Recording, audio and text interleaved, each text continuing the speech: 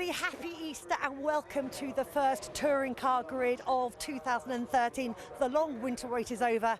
It's time to go racing again, and one of the big talking points of the racing this season is going to be tyres. Now, as we heard from Tim at the top of the show, Dunlop have introduced a new softer tyre this season. This is the, you can tell the difference, this is the old tyre with the yellow on the side. The new softer tyre has a white marking on it. Now, each driver has to run that softer tyre during one of today's 3 races. They nominate before qualifying which race they're going to run it in.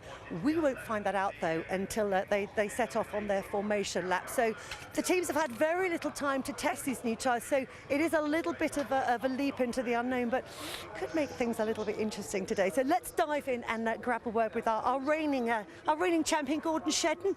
Gordon, the title defence starts here, and you've got a nice clear view to the first corner, which is a good place to be starting from, isn't it?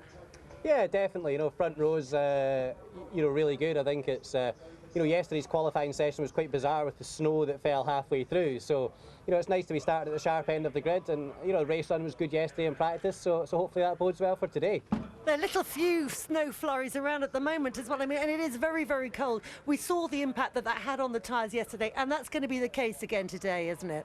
Very much so, and it's all about tyres today. It's about looking after the tyres. It's about trying to get these tyres into their operating window as well. And as you know, it's track temperatures freezing, the ambient's very cold. So first couple of laps are going to be very, very tricky, even to keep the cars on the road. It could be in it for the long game today. So how does that impact you as a driver? You just got to bring them on as softly as you can, or what happens if you don't? Yeah, I mean, it's you've got to try and raise the temperature, but if you raise it too quickly, you can kind of grain the surface. So yeah, you've got a lot to think about as a driver, and obviously if the tyre's cold, it's like driving on ice. Very, very difficult even to keep the car on the road. So yeah, it's going to be it should be an interesting first day at school. Now you proved last year that this Honda is a really good package. What have you done over the winter to make it even better? I mean, I think I would say it's evolution rather than revolution. The car was fantastic at all the way through last year. But obviously we realised that everybody else will take steps forward as well over the winter. So, I don't think there's one particular area we've worked in, but hopefully it's a lot of small areas that keep us right up the front. Have a good one. I hope it goes well for you. Another quick Honda in the grid is Andy Jordan. He was looking good all day yesterday, and obviously put his car on pole position today. Reigning Independence champion, but the Independence title you've got already. You've got your sights on the main one this year, haven't you? Yeah, we have, and we've put ourselves in a good position to start the first race, but it's going to be very difficult with these cold temperatures getting the rear tyre temperature up. So if we can get through the first few laps and be up in the top kind of 3, I think we've got very good race pace for later on in the race. It is going to make things quite lively out there, isn't it? Yeah, just a bit. We did a race run yesterday and it took a while for the temperatures to come up, but when they did, the car's very good. So yeah, looking forward, head forward. Car's looking pretty good though. Yeah, I'm confident. So what are your aims and objectives other than getting the win first thing? I mean, have you got to play yourself in quite carefully?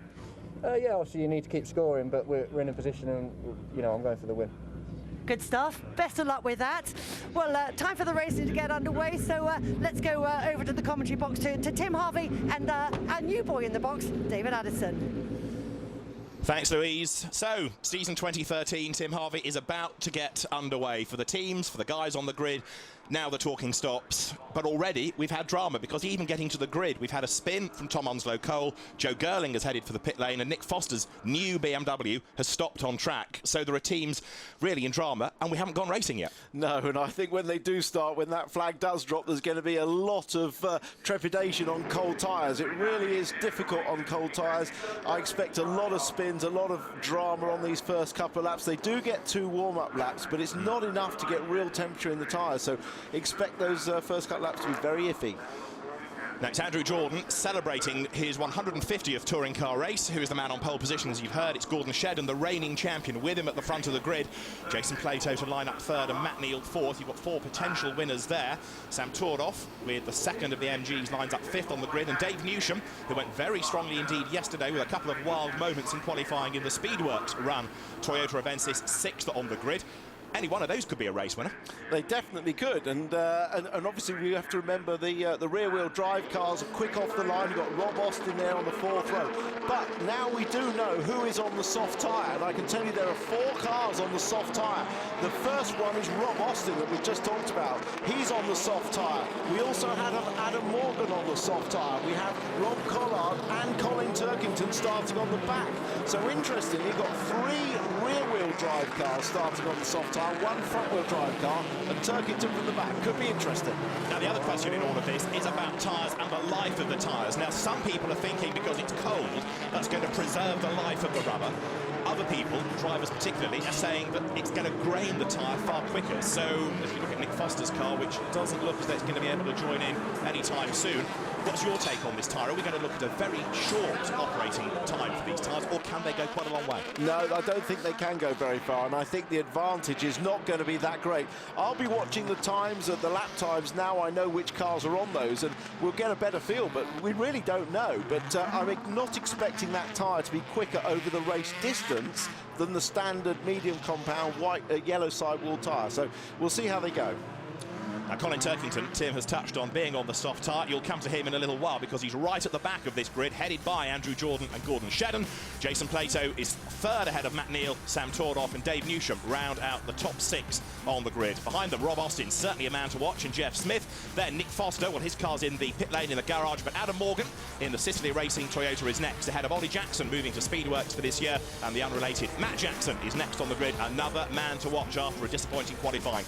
Then it's the soft-tyred Rob Collard ahead of Aaron Smith, 2 guys to watch there. Will Bratt and Lee Wood next. Then Tom Onslow-Cole in the Volkswagen Passat, and James Kay in his 4th decade in the BTCC. Liam Griffin in his Ford Focus is next. Joe Gerling is now in the pit lane. Ex-bike racer Warren Scott and James Cole, former Formula 4 champion, are next. And then it's David Nye, another touring car rookie, alongside Daniel Welch, who was in trouble with the drive shaft yesterday. Then Colin Turkington, who had a spin yesterday, and he got a head-on from Jack Goff. So 2 damaged cars has put them at the back of the grid. Turk's now on the soft tyre, and Frank Raffle failed the ride height test yesterday when he was in the top 6, and that, by dint of really being a technical infringement, puts him to the back of the grid. Well, there is a man who has got the spotlight on him anyway, because firstly, he's a previous champion. Secondly, it's his return to the BTCC. Thirdly, he's new to NGTC spec cars. Fourthly, he had that spin yesterday. Fifth, he's at the back of the grid. And sixth, he's on the soft tyres. So all eyes now on Colin Turkington for lots of reasons, Tim. Yeah, we're going to have to watch both ends of the grid, aren't we, to see what happens. But Colin's a wise old head. They'll all be driving around now, dragging the brake with their left foot to generate tyre brake temperature that goes through the wheel hub and into the tyres to create temperature from inside, not just surface friction. So they drag that left foot brake, get as much heat as they can into the tyres, and hopefully the first lap will be okay. But Colin can come through, he can make progress. There's Jack Goff, the other car that was involved in that incident in qualifying. He's out, and Frank Rathel, who of course failed the ride height check, having set 6th quickest time. So all got 3 good charges at the back. Now, yesterday, Tim's tip for pole turned out pretty well. You tipped Andrew Jordan, and he did indeed take pole position in a qualifying session that wasn't truncated by the snow, but good lap time certainly couldn't be set towards the end. So Tim's tip for the first win of 2013 is Gordon Shedden. Okay, let's see whether you are going to be right. 24 laps in prospect. You're looking at Andrew Jordan. He makes his way up onto the grid. It's a 1-by-1 staggered grid formation around the Brands Hatch Indy Circuit, which is 1.2 miles, 24 laps in prospect. And are we going to get through Paddock Hill Bend on the first lap safely? Everybody on cold tyres still. It's going to be a real heart-in-mouth first couple of laps. We've had people spinning on their way round to the grid. In qualifying yesterday, we had people spinning, and they were the star names, if you like. Matt Neal was in the wars a little bit. Dave Newsham had a couple of wild moments. Colin Turkington, we talked about with the spin and ultimately the accident, because that man, Jack Goff, arrived out of Druids unsighted and went head-on into the parked BMW. That was why we had those 2 badly damaged cars. But if they can all survive the first couple of laps, then it's going to be game on. So, the last car has slotted into place at the back of the grid, and that is Frank Raffle. The green flag is waved. Buckle up, because the 2013 Dunlop MSA British Touring Car Championship season is about to get underway. The drivers look towards the lighting gantry. The lights go red, engine notes rise, lights out, we're racing. Jordan makes a good start. Gordon Shedden tries to slot in behind it, but it's Jordan who leads as Jason Plato gets boxed in behind the Honda on the run run up towards paddock. And look at Rob Austin, a demon start round the outside. He's aiming for second on the outside line. He might get hung out to dry. There's a really sideways Honda of Gordon Shedden, gets all crossed up, and they've all missed him somehow, Tim. Yeah, brilliant start by Andrew Jordan and Rob Austin. As you say, went all the way round the outside. Remember, Rob Austin, rear-wheel drive Audi on soft tyres, and a great save by Gordon Shedden. Well, we know he can do that because he saved a massive one at Rockingham last year.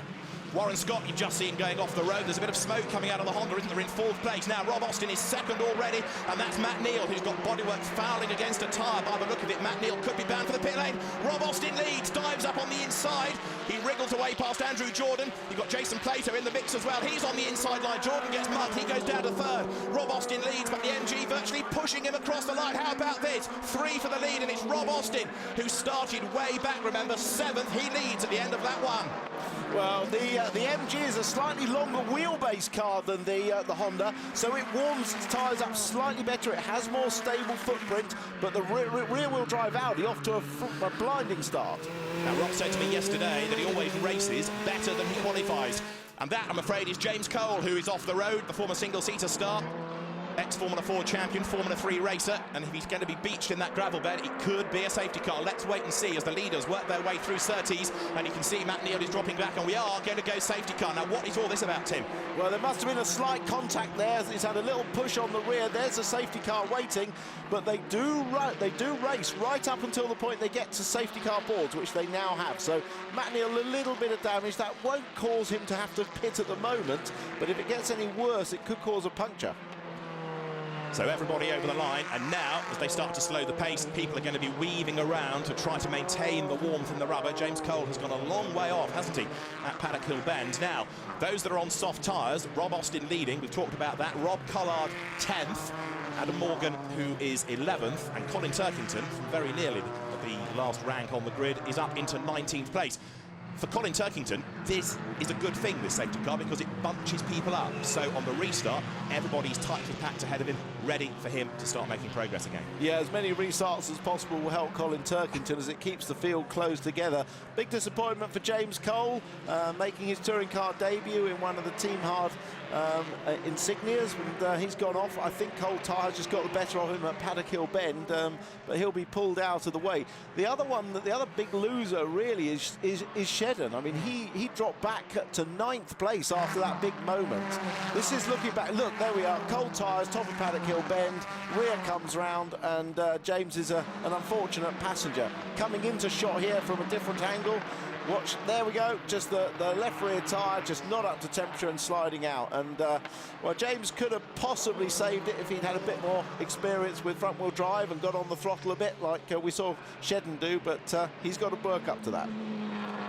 For James Cole, this has been very much a learning weekend because the Team Hard cars weren't ready for the media day and the test afternoon at Donington Park, so they've arrived here Friday afternoon, freshly built, and it really is very much the start of the learning process for those cars. So it's a step into the unknown in a sense for James Cole. Now that Rob Collard BMW you've just seen in the pit lane, a replay of the start, 1 or 2 cars in the background getting bogged down, Warren Scott amongst them. Andrew Jordan made a good start, but Rob Austin, a demon getaway on that soft tyre. Yeah, really flew all the way around the outside, and Shedden just lose it. He had Plato very close up behind him. I hope there wasn't any contact there. I doubt it, but I think it was just this is Turkington's start right from the back. Blimey, well, he was away like a scalded cat, wasn't he?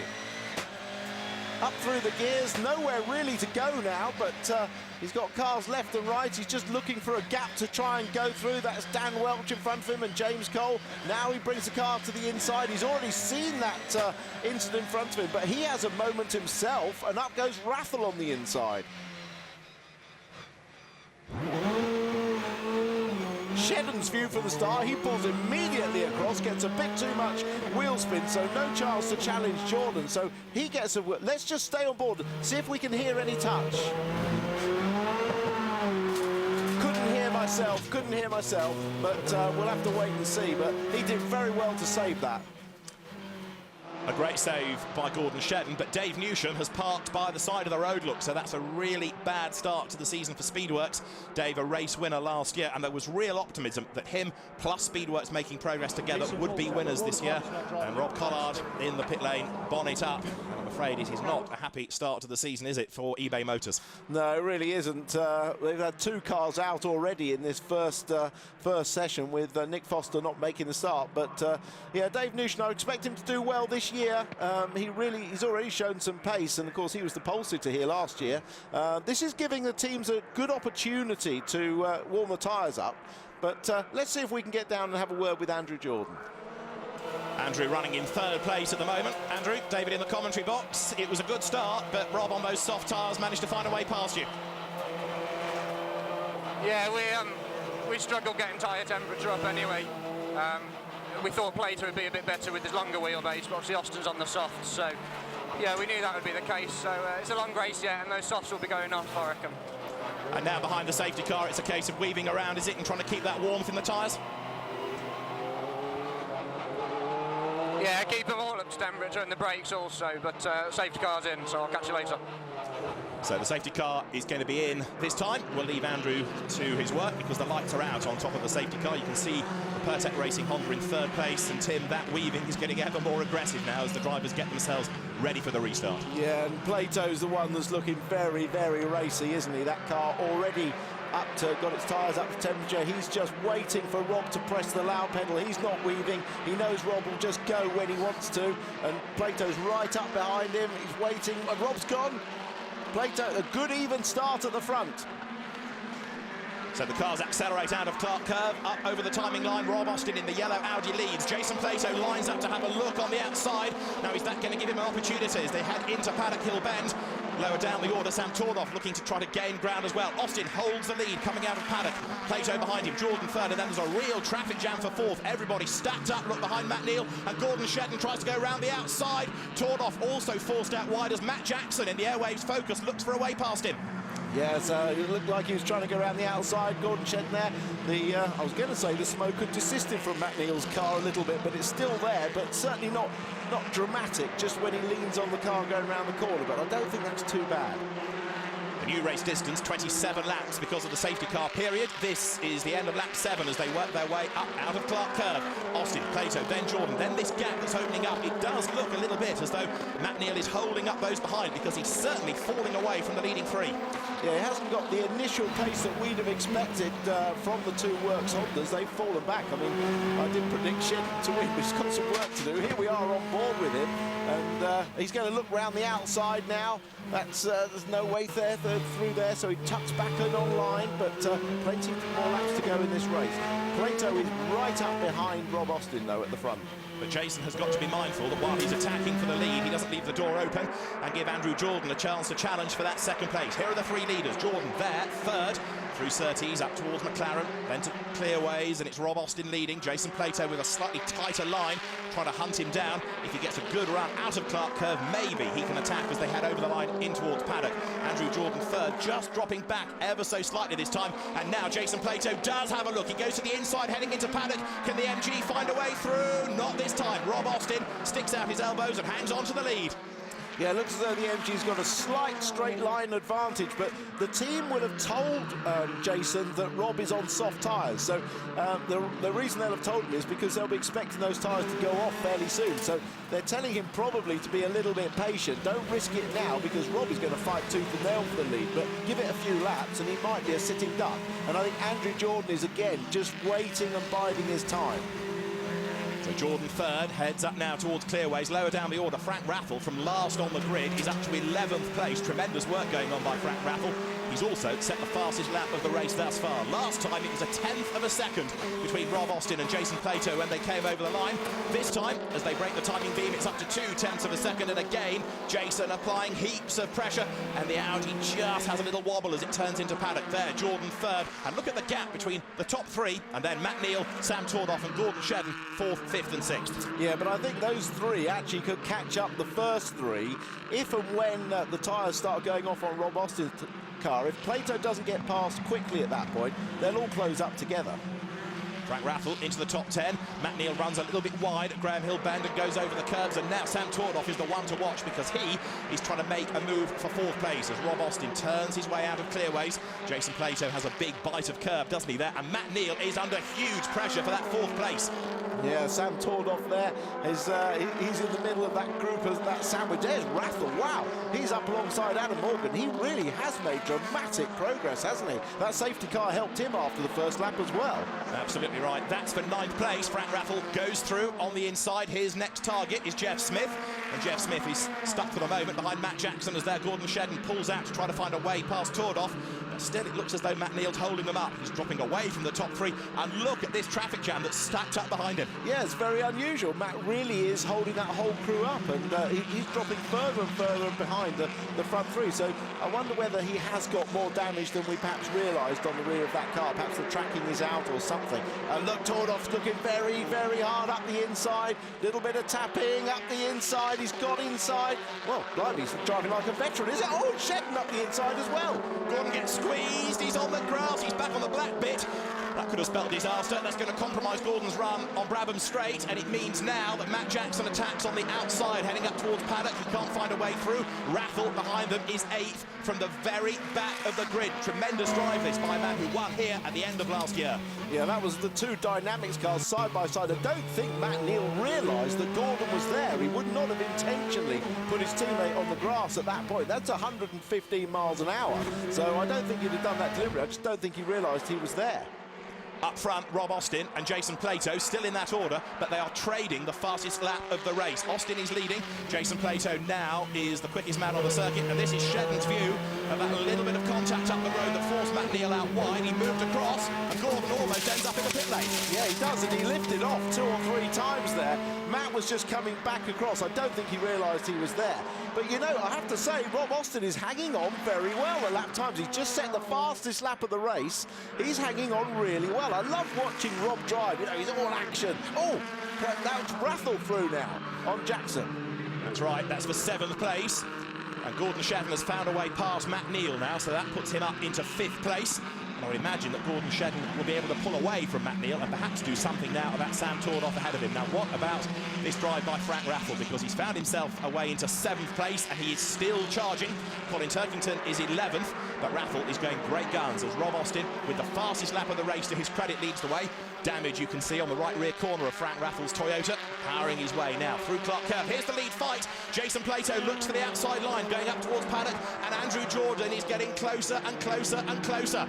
Yeah, I think Jason's decided now's the time to strike. He's got enough up the inside. Yes, nice clean move. He just did exactly what we thought. Waited for Rob Austin's tyres to perhaps go past their best, and now he put the hammer down. But Andrew Jordan has got to get past Rob Austin before Jason Plato pulls out a gap, hasn't he? Because then, even if he can get past the Audi, Andrew would find it very hard, I think, to come back at the race leader. So Jason Plato is up front. He goes now through Surtees up towards Clearways. Is he going to shake off Rob Austin? Here comes Jordan up the inside. Wasn't quite a Honda-sized gap. He backs out of it, and Rob Austin hangs on to 2nd place. Yeah, I hope we stay on board now. We can sort of see down the straight, the relative strength. I think the Honda and the Audi very similar down the straight, actually. But look at the braking and the cornering speed of Andrew Jordan. He's definitely now got a bit more grip. Look, he's got more lateral grip mid-corner. He can really carry the speed there and close up again on the brakes. But Rob Austin moves across to the inside, so there's no chance for Andrew to dive up the inside at Druids. The gap between Jason Plato and Rob Austin was 0.4 of a second, and Jason therefore is getting away. So Andrew Jordan will know exactly what the score is, and that is he has got to find a way past Austin, and he's got to do it soon. Yes, and behind them, in fact, Tordoff holding a very good 4th, but Shedden is now running quickly, and those two are going to be very close together, battling for 4th place. So Rob Austin, tyres going off a little, is still doing a great job of hanging onto that 2nd place. The tyres may have lost their edge, but he's still 2nd, and he's still hanging onto that place. As now we've got a car heading into the pit lane, which looks like one of the Honda Yuasa Racing Civics. It is. Matt Neal down the pit lane, so we saw the smoke. We saw a bit of damage as well, and sorry, not Matt Neal, Gordon Shedden it is who comes down the pit lane. So Shedden, who was making progress, is the surprise out of all of that. Gordon Shedden it is who comes into the pit lane. Oh dear, reigning champion, who's never won in a touring car at Brands Hatch. And Matt Neal is in as well. Yeah, Gordon doesn't have much luck, does he? I mean, last year he... Well, both Hondas are in the pits. I can see out of the window, both Hondas in the pits. But Gordon, look, what an incredible situation. Team's champion, champion driver, both in the pits.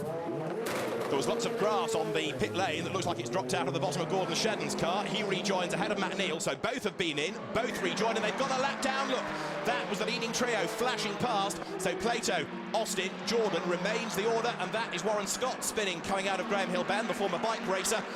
But Gordon Shedden and Matt Neal are now a lap behind, and that's not something you say very often in a touring car race. No, it certainly isn't. But I'll tell you what I think happened to Shedden. When he went on the grass and did that grass cutting thing, he obviously collected a load of grass in the engine inlet, the radiator inlet, and the car must have been overheating. So the team called him in to clear that grass out, because otherwise he'd have overheated. Collard going back out to see if his car's okay. Jeff Smith, in the meantime, is being warned about exceeding the track limits now as the leaders come out of Clark Curve at the end of lap 17. Jason Plato still leads the way. He's half a second up on Rob Austin, but Andrew Jordan is finding this a much tougher fight to get second place than perhaps he'd anticipated.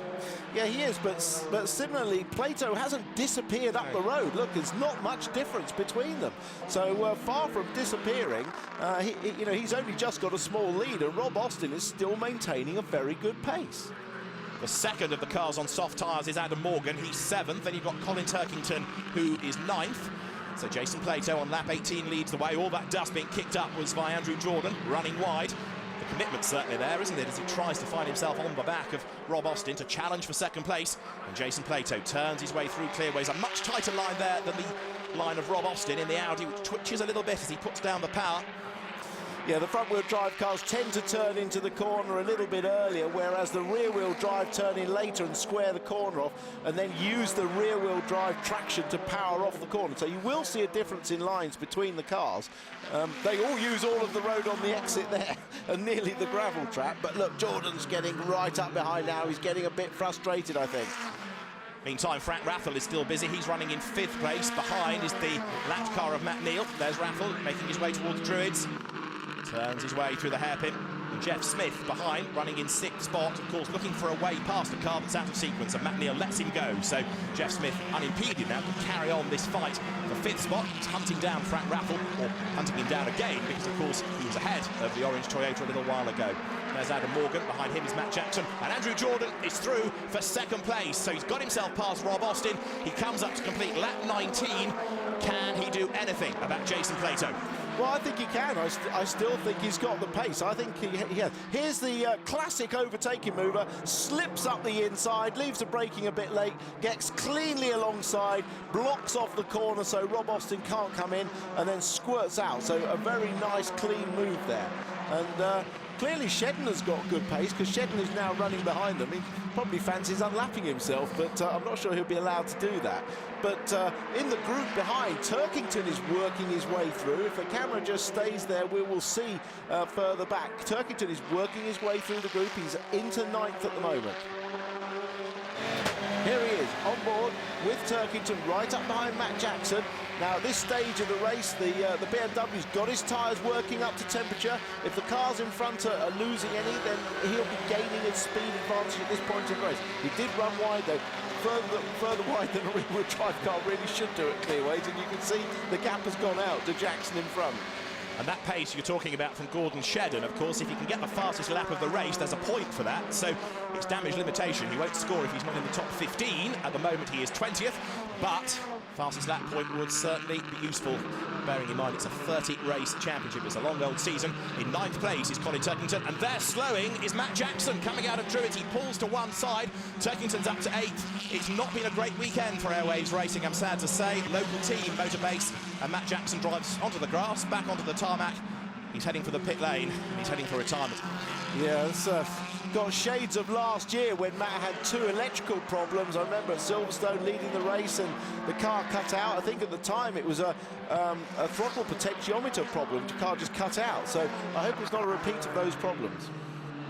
The lead gap is coming down ever so slightly, because Andrew Jordan last time did a personal best lap. He's brought the gap down from 1.3 seconds to 1.1. So Andrew, the man that started on pole position, is doing all he can to deprive Jason Plato of a 75th touring car victory. And remember that this is Andrew's 150th race, so it'll be quite a nice one for him to score an outright win. The reigning independence champion, and under braking there for Clearways, he does close a little bit more onto the back of the MG. Yeah, he took 2/10 out of him on the last lap, but I've seen this before and thought, oh, Plato's going to be under pressure, and in actual fact, it's just him managing the race. He's so good at managing the gap. Remember, you only have to win the race in the slowest possible time. You don't have to win it by miles, and Plato's an expert at that. Gap down again, though, 0.9 of a second. Andrew Jordan still doing all he can to get onto terms with the MG. He out-qualified Jason Plato. Jason complaining after qualifying of being held up in traffic and of one or two people not really looking in their mirrors. Remember that the race order at the end of this determines the grid for race 2. So the battle with ballast as well on the cars for race 2 will be continued between these two who we're looking at, Plato and Jordan. It's Jason's dad in the 888 garage. Jason Plato leads by 9/10 of a second. Nick Foster has just joined the race for an extended test session now to try to sort out any problems on that BMW ready for race 2. Now, last time, 9/10, split the leaders. This time, as they go over the line, the gap is down to 0.7 of a second. Ollie Jackson there, currently in 11th place. Dan Welch ahead of him in the top 10. Dan has driven well in this, and behind the pair is Will Bratt in the second of the Rob Austin Racing Audis. Yeah, it's a good little battle this between these guys.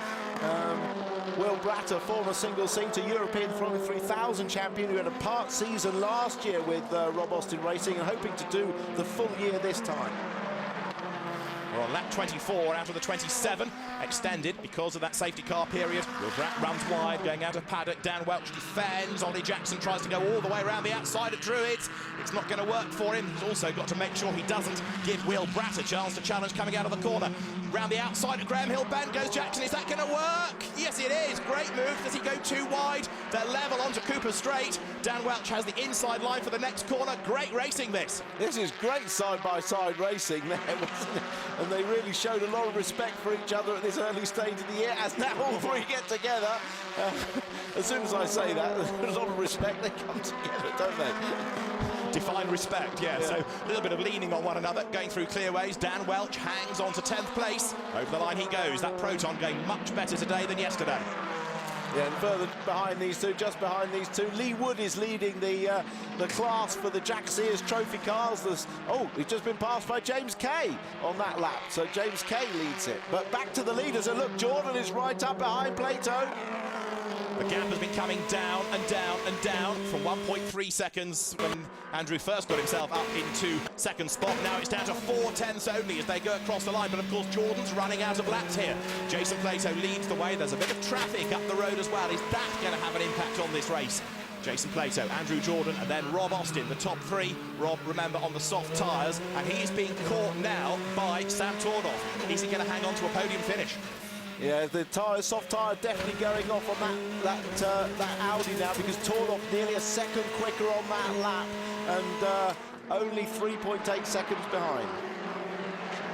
So Jason Plato turns his way towards Clearways. Andrew Jordan closing right up again. Both of them using lots of curb on the inside.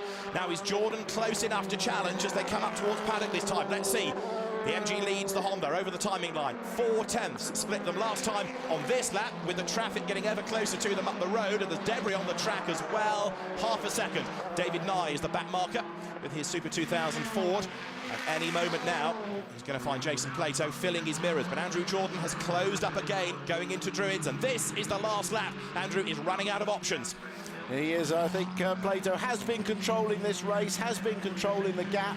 He's a canny old fox, and he'll be delighted to start his season off with a win. Of course, he did win here last year in the third race, but the team much more organised, much more prepared this year.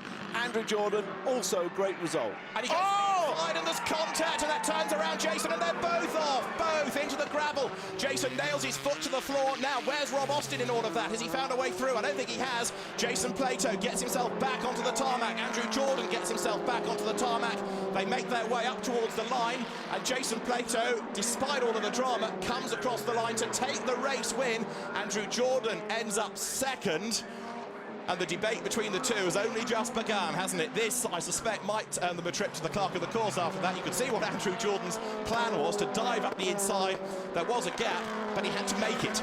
Well, yeah, it came from a long way back. I didn't think there was a room there, although obviously it's his favoured overtaking place. And look at that, look at the car. Look at the MG crabbing down the road. It's not going in a straight line, so clearly the right rear has been knocked, the tracking's been knocked out, and you can see the wheel there at the wrong angle. I mean, we have a new clerk of the course this year. We have Ian Watson, who doesn't take any prisoners, so we'll be interested to see his view of that, but at least they finished in the order that they were. Well, there is Andrew Jordan then. He finished in second place, and he gave it everything, it's fair to say, on that last corner. As I say, there was just about a gap, but that was only because he made that gap. Let's have a look, Tim. Yeah, he's committed himself, but he's come from quite a long way back. There isn't really room there. Plato does a great job of getting the power on and saving it, and they both managed to get through the gravel before else. This is at full speed. Jordan has already committed himself. He's decided he's doing it, but Plato's covered the inside, really, and there just isn't room. And both of them then able to accelerate out of the gravel. But Jason Plato, in this crab-like MG, hangs on to take a 75th career victory to win the opening round of the Dunlop MSA British Touring Car Championship for 2013. And let's just have a look and see what his reaction is going to be when he sees Andrew Jordan clamber out of the car. On board with Jordan here. He's committed. Yeah, look, there just wasn't enough room. It was quite a big whack up the back. I'm glad that... Oh, and actually Jordan had to bounce it off the tyre barrier to keep it going.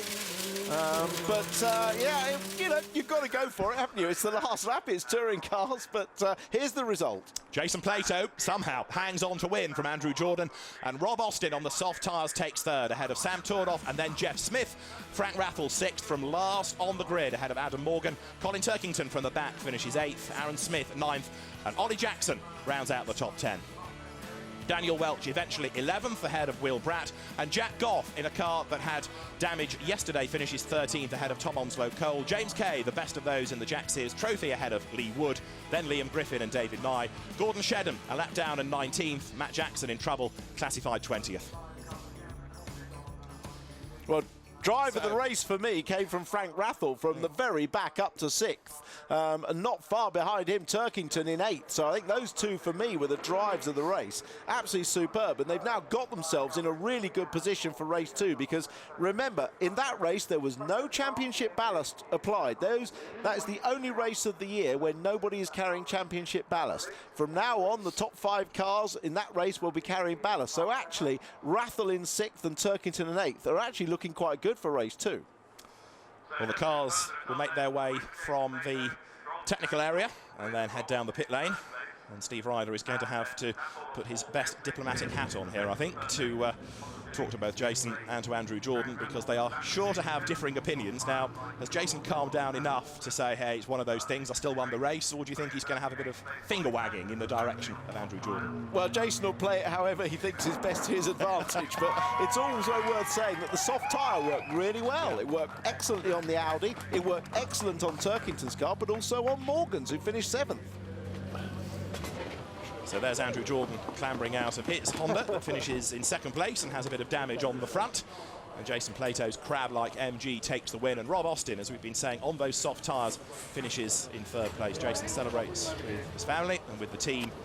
And I noticed Andrew Jordan didn't go straight over to see him. But let's go down to Steve in the pit lane to get the reaction.